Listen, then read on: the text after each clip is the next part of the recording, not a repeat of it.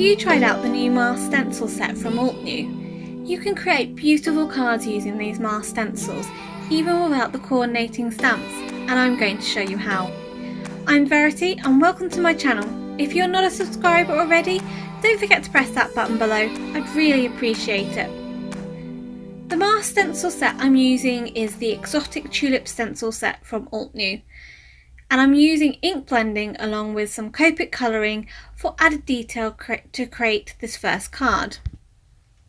I adhered the mask stencil to some Nina Classic Crest Solar White £80 cardstock and positioned the large floral to one side. Now, to prevent ink getting onto the card in places where I didn't want it, so for example the other opening areas within the stencil, I used some post-it notes to mask these areas off.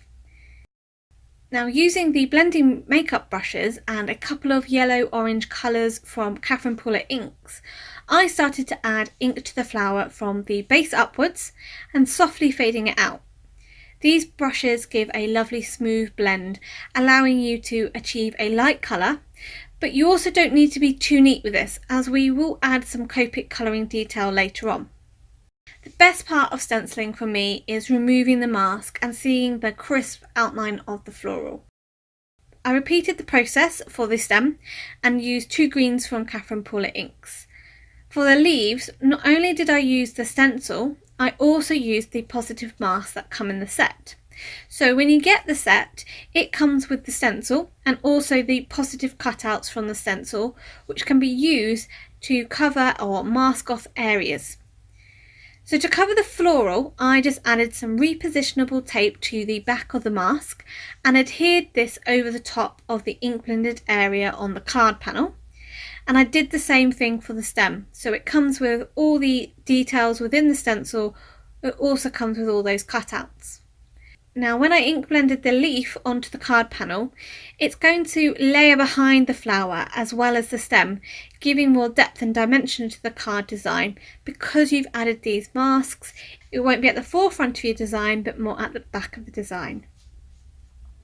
So once both leaves were added, I decided that it needed more definition and thought my Copics would work well for this.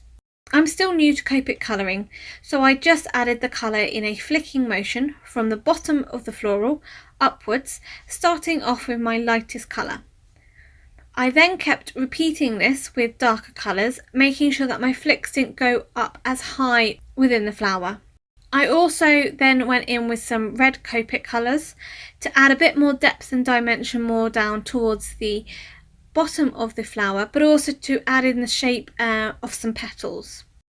I repeated this process with a couple of green markers as well for the stems and leaves, adding shadows to the area of the leaves where they are sort of situated behind the floral element or where the flower overhangs the leaves.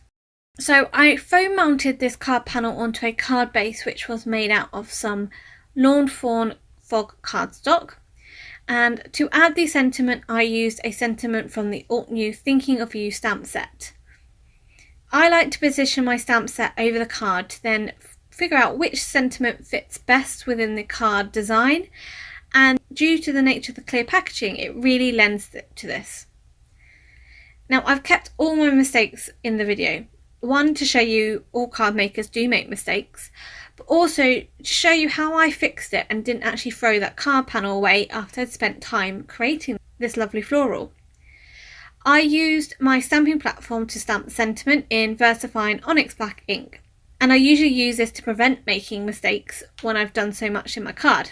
However, I didn't position my magnet on the top of the card base, but instead positioned my magnet just inside the card, and therefore the front panel was actually flapping upwards. So when I shut my platform down, the ink from the stamp transferred onto the card as you would expect, but as the platform was closing, pushing the flap down as well as stamping at the same time, so the ink and the stamp was moving over the card panel, and I got quite a sort of double appearance of the sentiment. So to fix this, I stamped the sentiment once more but onto a matching piece of fog card and just trimmed this down, foam mounting it onto my card panel. In addition, I added a black and white heat emboss sentiment strip beneath this, and I used my favourite white embossing powder. This is the opaque bright white by Wow embossing powder for the secondary sentiment.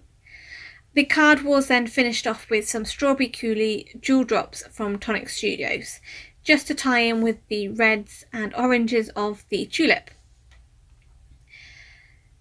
So for the second card, I repeated the process of ink blending through the stencil, just using the small tulip shape instead.